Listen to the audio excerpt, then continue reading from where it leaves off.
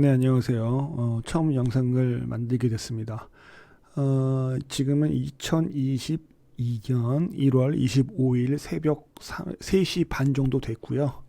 뭐 짧은 거 만들어서 친구들한테 보내주거나 아니면 뭐 단톡방 이런 데서 같이 하는 분들한테 올려서 공유한 적은 몇 번 있는데, 저도 뭐 기록용이라던가 뭐 또 지인들과 또 공유하고 얘기도 하고 이렇게 해서 그냥 뭐 소소한 목적으로 채널을 만들었습니다. 그래서 뭐 일단 처음 오늘 영상을 만들어서 올릴 거고요. 뭐 초보자들끼리 같이 이것저것 보면서 공부하고 뭐 이랬으면 좋겠어요. 요즘 시장이 많이 힘들어요. 시장이 많이 힘들고 뭐 여러 가지 이슈로 인해서 또 많이 올랐으니까 조정을 주는 것도 맞긴 한데, 항상 조정일 땐 섭섭하고 무섭고 그렇죠. 지금 오늘 저는 크게 이슈를 세 가지로 봐요. 긴축이 있고, 그다음에 오미크론과 포스트 코로나, 그다음에 지정학적 리스크, 뭐 요렇게 일단 세 개로 볼 수 있겠고요. 이걸 보면은 작년 20년 3월 24일 날 이런 기사가 올라왔어요. 미국 FED에서 무제한 양적 완화를 하겠다. FED가 뭐야? 이거 페덱스요? 이거는 그 미국 여기 있습니다. 연방준비제도라고 해서 우리나라로 따지면 한국은행 정도 되는 거예요. 그래서 이 연방준비제도는 뭘 하는 곳이냐? 그 외에 뭐 이것저것 보다 보면 연준 하잖아요. 요거 연준이라고 부르기도 하고요. 여기가 힘이 센 이유는 이게 또 뭐 지금 전 세계적으로 가장 힘이 센 돈은 달러잖아요. 이 달러를 발행하고 세계적인 기축 통화를 발행하는 곳이 이 연준이라는 곳입니다. 이 안에는 또 여러 가지 뭐 FRB 연방준비제도 이사회라던가 연방준비제도 이사회 위원들이랑 뭐 연방준비은행 총재들이 모여서 만든, 많이 들어보셨을 거예요. FOMC. FOMC는 뭐 채권이나 주식을 이렇게 사고 팔고 뭐 이렇게 해가지고 금리를 조절하는, 뭐 그래서 FOMC에서 뭐 금리를, 기준금리를 몇 퍼센트로 결정했다, 뭐 이런 얘기 많이 들어보셨잖아요. 그런 거 하는 데가 FOMC고요. 연방준비제도 안에 이렇게 들어와 있습니다. 연방준비제도 이사회도 있고요. 의장은 많이 들어보셨을 거예요. 제롬 파월이고요. 이 전에는 제넷 옐런이었고, 많이 들어보셨을 거예요. 뭐 앨런 그린스펀이니 벤 버냉키니 해서 이 서프라임 모기지 사태 때 벤 버냉키가 양적 완화를 했었다, 뭐 이런 얘기도 뭐 들어보셨을 거고, 뭐 잘 모르겠더라고요. 하여튼 뭐 그냥 그땐 그렇구나. 뭐 의장의 영향력, 아유 뭐 달러를 만드는 기관에서의 영향력은 뭐 세계적으로 최고겠죠. 보면은 2018년 기준으로 보니까 1위가 시진핑, 2위가 푸틴, 3위가 트럼프 이러네요. 뭐 머스크는 없나? 김정은도 없고 머스크도 없고. 아무튼 그렇습니다. 뭐 연방준비위원회 FED는 그런 곳이네요. 그래서 뭐 밑도 끝도 없이 갑자기 양적 완화가 나오니까 도대체 얘는 무슨 말을 하려고 하나 하실 수도 있는데, 이게 이제 다우 지수예요. 다우 지수를 보면은 그때 지금은 이렇게 많이 올랐잖아요. 3월 23일이 한 요쯤 돼요. 요때 밑에 보이시죠? 3월 23일 요때쯤 돼요. 요때 양적 완화를 하겠다는 거예요. 그래서 양적 완화는 보통 어떨 때 하냐면, 제가 어설프게 설명하는 것보다 이렇게 준비를 좀 해놨어요. 요 양적 완화, 요거 네이버에 치면 나와요. 그런데 요걸 보시면 일반적으로 기준금리를 더 이상 내릴 수 없는 초저금리 상태에서 금리 인하로는 경기 부양과 신용 경색 해소라는 목표를 달성하기 어려울 때 시행한다라고 돼 있어요. 금리 인하? 금리 인하를 먼저 해야 되는 거 아닌가? 라고 할 수도 있는데, 그때 어땠냐 하면 요거예요. 2020년 요때가 언제야? 2020년 초에 이미 미국은 0.25%였어요. 더 이상 금리를 낮출 수가 없던 상태였던 거예요. 그래서 이때 막 미중무역 분쟁하고 막 난리였잖아요. 이때가 미중무역 분쟁하고 막 힘들 때.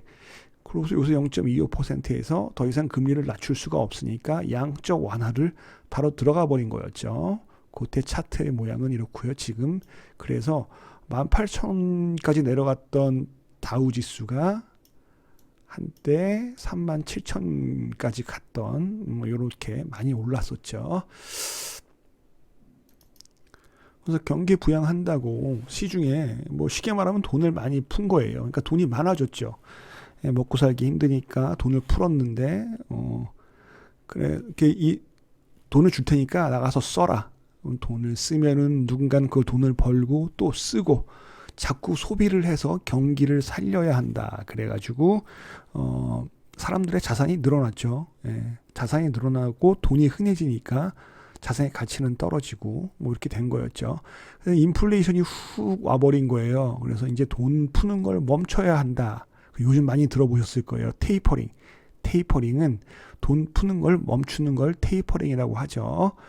자, 요거부터 볼게요. 인플레이션. 인플레이션을 갖다 검색을 해보면 네이버에서 검색을 해보면 이렇게 그림도 있고 친절하게 막 설명이 되어 있어요. 요것도 한번 보시고요. 물론 다 아시겠지만 뭐 기본적으로 한번 순서를 짚고 넘어가자 뭐 이런 얘기예요. 그 다음에 이제 돈 푸는 거를 멈추는 거를 테이퍼링이라고 하죠. 요거 보면은 FED가 연준이 양쪽 완화 정책의 규모를 점진적으로 축소해 나가는 것. 그러니까 돈 푸는 거를 축소하는 거지 돈을 다시 빨아들이는 건 아니에요. 돈을 빨아들이는 거는 긴축이라고 보통 얘기를 하죠. 그래서 요걸 이렇게 보시면 맨 처음에 나왔던 순서 금리 인하, 요거는 금리 인하는 이미 전에 다 되어 있었으니까, 그다음에 양적 완화, 그리고 그다음에 인플레이션, 그다음에 이제 테이퍼링을 한다. 지금 요 인플레이션이 있는 지금 시기가 요거고요. 테이퍼링을 막 3월부터 한다 만다 어쩐다 막 이런 얘기가 지금 있잖아요. 요거 때문에 시장이 조금 위축됐다고 얘기를 하는데 뭐 그것도 원인 중에 하나겠죠. 그다음에 이제 긴축은 곧 금리 인상을 말하는 거고요. 금리 인상, 그러니까 미국 같은 경우에는 금리 인상을 하고 또 그 다음에 또 자산 매입 같은 걸 또 하기도 하는데 하여튼 뭐 그런 다음에 주변국이나 이런데 긴축 발작이 일어나는 거죠. 말만 들어도 막 무섭죠. 긴축 발작. 하여튼 뭐 그렇습니다. 그래 요즘 많이 이렇게 나오는 거 금리 인상을 한다. 뭐 대차 대조표를 축소한다는 얘기도 들으셨고, 그다음에 뭐 매입했던 채권을 팔아가지고 요게 달러를 회수한다는 말이거든요. 그래서 이게 어떤 말이냐면 재무제표를 축소한다. 그러니까 돈을 많이 풀었잖아요. 돈을 많이 풀었던 걸 그걸 다시 빨아들인다는 거예요. 그래서 뭐 대체대조표로 자산을 8조에서 4조까지 줄인다. 뭐 이런 얘기도 요즘 많이 들어보셨을 텐데 쉽게 얘기해서 풀었던 돈을 그러니까 돈이 많아지니까 가치가 하락했는데 다시 달러의 가치를 높이겠다. 뭐 이런 얘기라고 볼 수 있겠죠. 근데 뭐 우리가 뭐 이렇게 살면서 달러의 가치 이런 거 별로 실생활엔 잘 잘 모르잖아요. 그냥 금리가 아니라 환율이 오르면 시장이 좀 내리네. 뭐 어쩌네. 뭐 이런 것들이 그냥 있을 뿐이지. 근데 그런 것들은 이제 자꾸자꾸 반복해서 보면은 뭐 정확하게 뭐 경제학자처럼 뭐 이렇게 알 수 있는 건 아니지만 그리고 뭐 또 항상 뭐 이론적으로 항상 흘러가지도 않더라고요. 보다 보면. 그래서 아무튼 금리 인상을 하고 이 금리 인상은 언제까지 하느냐? 뭐 그들이 판단하기에 적정 금리까지 갈 때까지 일단 금리 인상을 하겠죠. 근데 제가 얘기하는 것보다 이렇게 제가 이렇게 띄워 놓으면은 이렇게 한번 검색해서 보세요. 보시면 여자가 이제 레이얼 브레이너드라고 연준 부의장으로 이번에 새로 임명된 그분입니다. 이분이 얘기했죠. 자산 매입 종료 후 금리 인상을 한다라고 얘기를 해놨네요. 예, 부의장 지명자 이렇게 되면서 그렇게 인플레이션의 통제는 미 연준의 가장 중요한 임무이며 인플레이션을 낮출 수 있을 것이라고 강조를 했어요. 인플레이션 낮춰야죠. 뭐 이게 좀 영상 뒤쪽에 가면은 또 다른 영상을 만들면서 이거에 대한 또 얘기가 몇 번 나올 거예요. 그래서 요거에 대해서 일단 인플레이션을 낮춰야 한다. 뭐 이렇게 이해하시면 되고요. 요거는 나중에 한번 이렇게 검색해서 한번 기사를 한번 읽어보세요. 그다음에 긴축 발작은 무엇이냐.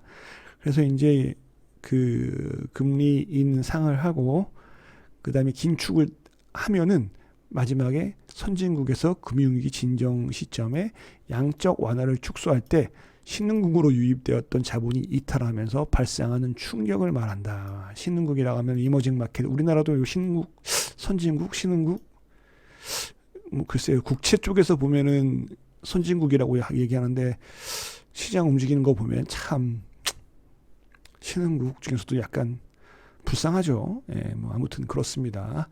자, 그러면 중립금리는 뭐냐? 여기가 중립금리. 중립금리란 경제가 인플레이션이나 디플레이션 압력이 없는 잠재 성장률 수준을 회복할 수 있도록 하는 이론적인 금리 수준을 말한다. 여기에 써 있는 이론적인 금리 수준. 그래서 뭐 2%다.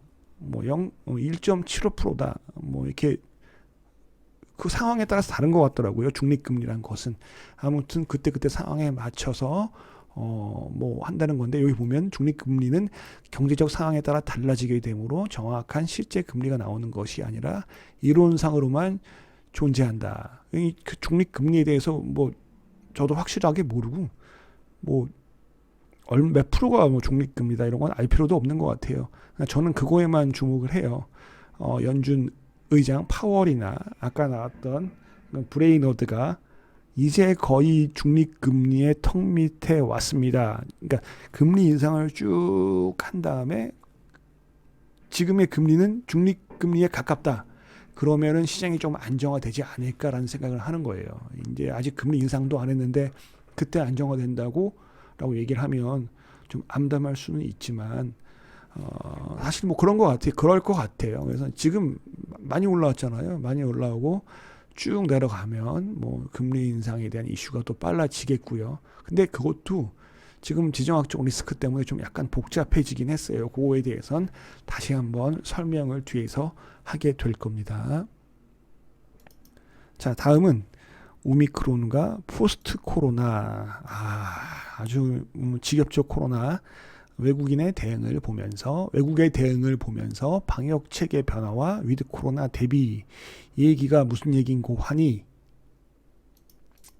뭐 설명을 할게요. 일단 먼저 이 감염이던 백신에 의한 것이던 그 희생자들이 계시잖아요. 그분들의 명복을 빌고요. 확진자 분들은 일단 쾌유를 기원합니다. 방역 당국 관계자, 형님 누님들, 동생도 있겠네요. 그 다음에 뭐 현장에 함께하는 공무원분들이랑 뭐 의료진 분들한테 일단 감사드리고요. 나 되게 약간 이렇게 얘기하니까 뭐 한자리 하는 것 같은데 뭐 그런 거 아니죠. 자, 초기 코로나부터 델타 변이가 있었고요. 그 다음에 오미크론까지 왔잖아요. 이러면서 새로운 변이가 나올 때마다 뭐 당연하죠. 새로운 변이가 나왔으니까 면역 체계가 없을 거 아니에요. 그때마다 큰 확산세가 있었고요. 쭉 보니까 보통 처음 발견돼서 한 달 후가 정점이더라라는 그런 기사도 있더라고요. 기사 한번 쭉 볼까요? 오미크론이 엔데믹 앞당긴다. 영국, 아일랜드 등 일부 국가 방역 조치 종료라고 얘기가 나와 있어요. 그러니까 얘네들 오미크론이 저기 보츠와나에서 맨 처음에 발견이 돼서 그 다음에 남아공까지 간 다음에 거기서 한 달 후에 정점이었고, 유럽에 가서 한 달 후에 정점이었고, 일본에 가서 한 달 후에 정점이었고, 미국에 가서 한 달 후에 정점이었다. 그럼 영국, 아일랜드는 이미 정점을 지나서 이제 그 팬데믹이 끝나는 엔데믹에 간다. 뭐 이런 얘기인 것 같아요. 자, 다음은 오미크론의 델타 여전, 일본 한 달 새 150배 폭증, 사회 기능 마비 우려. 아무튼 일본은 그렇습니다. 뭐 한때 그 신규 확진자가 170명 안팎에서 갑자기 뭐 몇만 명 되니까 놀란 거죠. 제가 봤을 때는 검사를 안 했던 것 같아요. 뭐 검사를 하건 안 하건 뭐 아무튼 뭐 일본을 하여튼 간에 뭐 사람이 많이 안 죽었으면 좋겠습니다. 아무튼 영국, 남아공, 일본, 미국 이런 나라들의 공통점은 우리나라보다 오미크론이 빨리 왔다는 거죠. 그래서 이 나라들을 보니까 한 달쯤 지나면 오미크론이 이렇게 되고 오미크론이라는 애들이 어떻구나 라는 거를 볼 수가 있겠죠. 자, 오미크론 증상은 가볍지만 전파력이 높은 이유는 기도 위쪽 감염이다. 이 얘기는 뭘까요? 또 이런 기사도 있어요. 오미크론 델타보다 전파력은 2배. 그렇지만 치명률은 5분의 1이다. 라는 얘기도 있고요. 요거 보면은 이거는 저 미국의 코로나 바이러스 감염증 추이예요. 미국의. 예. 발견 이후 뭐 이렇게 쭉 정점을 찍고 쭉 내려왔다가 새로운 변이 나오고 내려왔다가 쭉 됐는데 신규 확진자 수가 엄청나게 늘어났죠. 그러니까 전염력은 센 거예요. 그런데 사망률은 많이 줄어들었다고 기사들에 보면 확인을 할 수가 있더라고요. 아까 요거 보다가 말았죠. 뭐 아무튼 보시면 이런 게 있어요. 연구 결과 오미크론 변이가 폐나 기도 아래쪽이 아닌 기도 위쪽 상기도에서 감염과 복제가 주로 진행되기 때문에 치명도는 그만큼 낮은 것으로 나타났다고 보도했다. 이 얘기는 뭐냐면 상기도는 코, 비강, 뭐 이런 거 있잖아요. 그러니까 뭐 쉽게 얘기하면 목구멍까지인 것 같아요. 예. 그런데 그 전에 우한 폐렴이라고 불렸던 요런 애들 여기 나오네요. 폐에서 진행돼야 치명도가 높아. 그러니까 폐까지 안 간다는 거예요. 상기도에서 멈춘다는 얘기죠. 이것도 많이들 알고 계시겠지만 요 얘기를 왜 하냐면 코로나 방역의 변화 때문에 이런 얘기를 하는 거거든요. 여기 아까도 여기 보네요. 뉴욕, 런던, 파리 오미크론 확산 후 한 달 뒤에 정점이다. 오미크론은 증상은 전염력은 빠르지만 증상은 그렇게 강하지 않고 중증까지 가는 확률이 많이 줄어드는구나 라고 얘기를 하죠. 그 다음에 이걸 보면 오미크론 대응책의 본격 가동 26일부터 방역이 어떻게 달라지나. 근데 여기 보면 이렇게 헤드라인들이 있는데 방역책의 전환 시점이 다르고 세부 지침 없어요. 혼란 여전. 당연하죠. 처음 겪는 일인데 다른 나라에 대신 이제 다른 나라에서 나오는 결과들을 보면서 우리도 그 대책을 세울 수가 있겠구나라고 생각을 할 수가 있겠죠. 여기를 보시면 보건선별진료소 고위험자만 PCR 검사라고 돼 있어요. 고위험자만 PCR 검사를 해. 그럼 딴 사람들은 어떻게? 그 외의 경우는 고위험자가 아닌 경우는 보건소 등을 찾아가도 자가검사 키트나 신속 항원 검사로 1차 검사를 하고 이 검사에서 양성이 나와야 PCR을 받을 수 있다. 이 얘기는 뭐냐면 중증도가 많이 줄어들었다는 얘기고 그냥 상기도에서 되는 그 검사만 받으면 된다는 거잖아요. 요게 기사가 언제 아까 오후에 나왔었거든요. 오후에 나왔는데 전 이거 아침에 그래서 같이 하는 분들한테 이렇게 이거 잠깐만요. 아침 9시쯤에 오전 9시 36분쯤에 그래서 이렇게 아무튼 확진자는 늘어나는데 사망자가 줄어들면 방역 전환이 생길 거고 그럼 간이 진단 키트 수요도 많아질 거예요 라고 해놓고 저는 그래서 어제 SD 바이오 센서를 관중 추가했고요 라고 해놨어요. 근데 SD 바이오 센서가 아시다시피 이게 SD 바이오 센서가 신속 면역 화학 진단 이런 거 진단 키트 스탠다드 Q 이래가지고 신속 진단 키트 이런 거 만드는 회사거든요. 그래서 SD 바이오 센서를 관종 추가했었는데 갭상승하더니 마지막에 종가로 1.27%에 끝났더라고요. 예. 약간 좀 실망스러웠습니다. 아무튼 제가 곰캠을 쓰는데 이게 녹화 시간이 20분밖에 안 돼서 끊고 다음 영상으로 넘어가겠습니다.